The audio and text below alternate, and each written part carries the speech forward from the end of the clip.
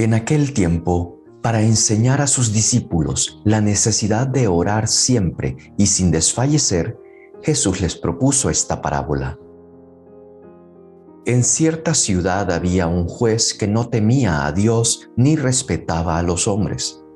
Vivía en aquella misma ciudad una viuda que acudía a él con frecuencia para decirle: «Hazme justicia contra mi adversario». Por mucho tiempo el juez no le hizo caso, pero después se dijo: «Aunque no temo a Dios ni respeto a los hombres, sin embargo, por la insistencia de esta viuda, voy a hacerle justicia para que no me siga molestando». Dicho esto, Jesús comentó: «Si así pensaba el juez injusto, ¿creen acaso que Dios no hará justicia a sus elegidos, que claman a Él día y noche, y que los hará esperar? Yo les digo que les hará justicia sin tardar. Pero cuando venga el Hijo del Hombre, ¿creen ustedes que encontrará la fe sobre la tierra?». Bienvenidos a este estudio bíblico. En este fin de semana tenemos el Evangelio de San Lucas todavía, ciclo C todavía, capítulo 18, versículo 1 al 8. Son poquitos versículos, pero son intensos, con una viuda, que recuerde usted que para la ley de Israel, la viuda, el extranjero, el huérfano, son personas que hay que cuidar, hay que proteger. Y nos trae a una viuda que necesita que le hagan justicia. Y también se nos habla de un juez, el que tendría que ser justo. De ahí viene la palabra juez. Pero este juez dice, no le teme a Dios y tampoco tiene respeto por ninguno de los seres humanos. Entonces, este juez, que debería ser justo, no cumple el primer mandamiento: amar a Dios sobre todas las cosas y al prójimo como a ti mismo. Ninguno de los dos.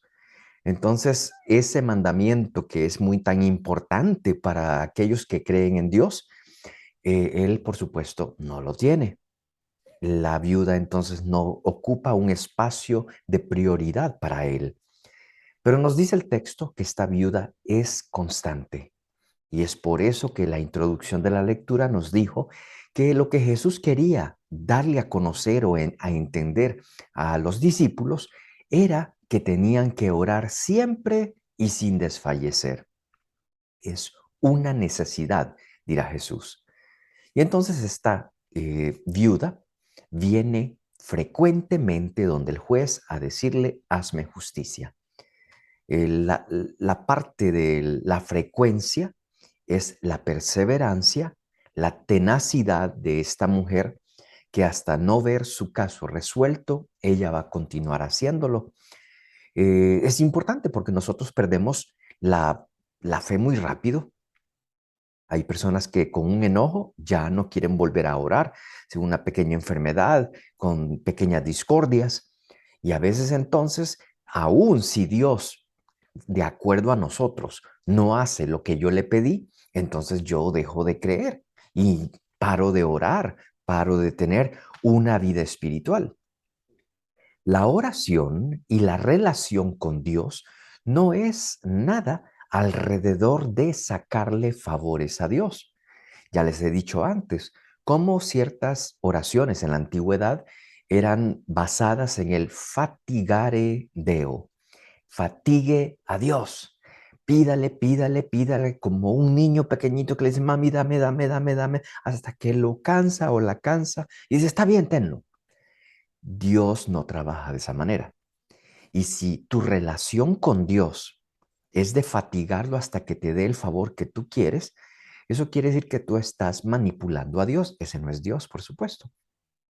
Eso quiere decir que el que está a cargo, el que está en control ahí, eres tú, o quieres estar en control. Así que ahí no hay un sentimiento de discipulado, un sentimiento de amor por Dios o por los demás. Todo es para mí. Entonces, la oración en realidad, y la perseverancia en la oración, no es solamente de estar pidiendo cosas, no estar convenciendo a Dios que me haga tal o cual favor. Lo principal de la oración es que En lugar de decirle a Dios, cambie de opinión y haga lo que yo quiero, mejor decirle a Dios que se haga su voluntad. Señor, cambia mi corazón para que yo pueda tener un corazón parecido al tuyo, que entonces yo pueda seguir tus palabras, que en lugar de tratar de cambiar a los demás o las cosas alrededor mío, que cambie ella, que cambie él, que cambie mi hijo, que cambie todo el mundo. Hay que hacer toda la humanidad nueva de acuerdo a ciertas personas, pero no ven nada en ellos que tenga que cambiarse. Es una mentalidad errónea. Ahí le tengo que decir al Señor, Señor, que yo escuche tu palabra, que yo me transforme y que me transforme en ofrenda viva para ti. Fíjense que hay una lectura muy linda, la quería compartir con ustedes. Está en el capítulo 3 de la segunda carta a los Corintios y nos dice la lectura, porque se lo está diciendo a usted y a mí. Mas todos nosotros, que con el rostro descubierto reflejamos como un espejo la gloria del Señor, nos vamos transformando en esa imagen cada vez más gloriosos. Así es como actúa el Señor, que es Espíritu. Porque San Pablo estaba hablando en esa segunda carta a los Corintios, versículo 17, el anterior. El Señor es Espíritu, y donde está el Espíritu del Señor, allí hay libertad, dice la carta a los Corintios. Y luego termina con ese párrafo que les acabo de leer. Todos nosotros con el rostro descubierto reflejamos como un espejo la gloria de Dios. Esa es la oración. Esa es la oración de verdad, el poder reflejar. Eso es lo que hizo Jesús en la transfiguración. Mientras oraba, comenzó a brillarle el rostro. Estaba reflejando la gloria de Dios. Y entonces nos vamos transformando, decía la carta a los Corintios, segunda carta a los Corintios, en esa misma imagen.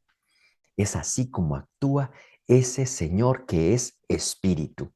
Y donde está el Espíritu, hay libertad. Bueno, esa es la verdadera oración. Entonces Dios no se hace a mi semejanza, sino que yo reflejo y me voy transformando a su semejanza. Eso es lo lindo de una experiencia espiritual aterrizada. Entonces, con este juez, ¿qué aprendemos nosotros? Nos dice Jesús que hay una necesidad de ser perseverantes. Esta señora tenía una necesidad y a pesar de su incapacidad, pues es viuda, no hay nadie que la pueda ayudar y apoyar, pero ella es perseverante en lo que tiene que hacer. Tanto que nos dice el texto que el juez se da por vencido y dice, mire, yo no respeto ni a Dios ni a los hombres, pero sin embargo, por la insistencia de esta viuda, voy a hacerle justicia para que ya no me siga molestando, que en griego es una palabra, una frasecita diciendo para que no me venga a dar en la cara, para que no me ponga un ojo morado. Entonces lo hace no por piedad, no por amor a Dios o al prójimo, lo hace para que no lo moleste más y para evitar una desgracia si es necesario. Entonces Jesús hace la comparación en la conclusión de esta parábola. Si así pensaba el juez injusto, ¿creen acaso que Dios no hará justicia a sus elegidos, que claman a Él día y noche? El clamar día y noche, no, vuelvo a repetir, no solamente es estar cansando a Dios. Clamar a Dios es permanecer en su presencia, alabarlo, glorificarlo, pero es buscar también esa unión con Dios. Dios no hará esperar, dirá. Siempre habrá una respuesta. Dios siempre se manifiesta, no como tú quieres, pero de que Dios se manifiesta, siempre así es. Muy bien, termina la parábola con una pregunta, pero ya puesta por Jesús. Pero cuando venga el Hijo del Hombre, ¿creen ustedes que encontrará fe sobre la tierra? ¿A qué se refiere con tener fe? Es como lo de la viuda. La perseverancia de la viuda es un signo de fe, que hay algo que va a pasar. Nosotros entonces nuestra fe la mostramos siendo testimonios, testigos del amor de Dios, testigos del perdón, testigos de entendernos los unos a los otros, de tener paciencia, de todo lo que sea necesario con todos los hermanos. porque somos reflejos de lo que decía la segunda carta a los Corintios, somos reflejos del Dios al cual oramos y en el cual el Espíritu de Dios nos da la libertad. Nos volvemos reflejos de Él. Entonces, este orar permanentemente no solamente quiere decir ore 24 horas cansando a Dios. No, esa sería la idea errónea. Hay un hombre muy inteligente, muy santo, Evagrio se llama, Evagrio Ponticus. Es del año 381 después de Jesucristo. Es el comienzo de la cristiandad ya bajo el Imperio Romano. Recuerde que Constantino se convirtió en el año 312 o 313 después de Jesucristo. Y Evagrio es del año 380, o sea que eran los principios de la cristiandad organizada bajo el Imperio Romano ya. Pues este señor dice, mire, un momento íntimo, un momento de intimidad en la oración con Dios es más poderoso que 1000 salmos orados a la ligera, como que si la mente estuviera en otra cosa. Cuando uno está orando, pues digamos en el grupo de oración, y Señor, te bendigo, te alabo, ahí dejo los frijoles en el fuego, se me olvidó pagar tal dinero, ahí me va a llegar tal cosa. ¿Estás orando o estás resolviendo los problemas? Pues cuando estás orando deberías estar orando, dándole gracias a Dios, entregando tu corazón, que me transforme a mí, que mi corazón se vuelva reflejo de su misericordia. Entonces es a eso. Entonces se encontrará fe. Sí, la fe sería esa perseverancia en la oración, en el ser buenos, en el perdonar, en el continuar haciendo lo que una persona reflejo de Dios, ¿cómo se comportaría? Pues eso es tener fe. Eso es caminar en las sendas del Señor. Jesús es también un ejemplo grandísimo de la oración constante, de la comunicación perenne que él tenía con el Padre. En el bautismo, ora y el Espíritu Santo viene sobre él. Y mientras oraba, se escuchó, dice, una voz desde el cielo, el Padre, que decía, este es mi Hijo muy amado, en él tengo mis complacencias. La oración lo logra. Pero la oración de Jesús estuvo en silencio, fue saliendo del agua. Pero así es la oración que Él va a hacer también en el desierto. Y gracias a esa oración, unión con el Padre, las tentaciones no van a tener el efecto en Jesús que hubiesen podido haber tenido sin oración. Jesús en la transfiguración, orando. Los textos nos dicen, Jesús oró toda la noche. Jesús temprano en la mañana estaba orando. Jesús en un lugar aparte oraba. Y sus discípulos le preguntaron, enséñanos a orar. Así que con Jesús vamos a encontrar que la muy buena parte de su vida está llena de oración, una oración constante. Recuerde en el capítulo 11 del Evangelio de San Juan, cuando Lázaro se muere y Jesús va a hacer una oración muy bella. Dirá, Padre, te doy gracias porque tú siempre me escuchas. ¿Y qué clase de oración es esa? De confianza total. ¿Le está diciendo Jesús lo que el Padre tiene que hacer? No. Él en su unión con el Padre, puro amor, hay claridad en lo que va a pasar. Jesús en la cruz, justamente, y antes de la cruz, pues me regreso al Monte de los Olivos. Padre, que pase de mí este cáliz, pero que no se haga mi voluntad, sino la tuya.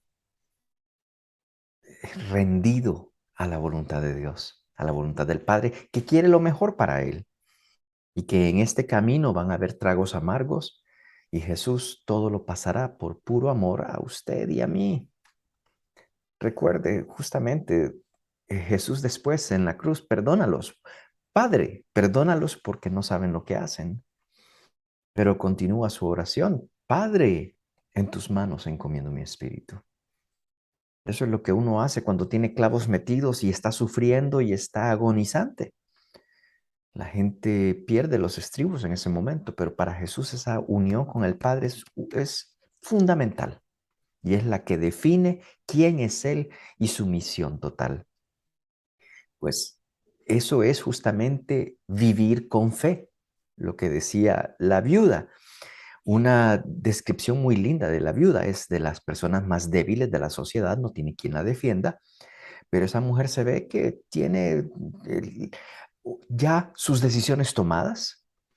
Esa mujer está tranquila en lo que ella tiene que hacer en su vida. Una de las cosas, ir donde el juez, ir donde el juez, ir donde el juez. Es una mujer fuerte, una mujer perseverante, una mujer que no se da por vencida, indomitable. Es muy bonita, una buena presencia. En medio de la debilidad de una viuda, esa perseverancia es la que la hace fuerte. Y por eso en la fe, en la oración, tenemos que siempre ser a ese estilo.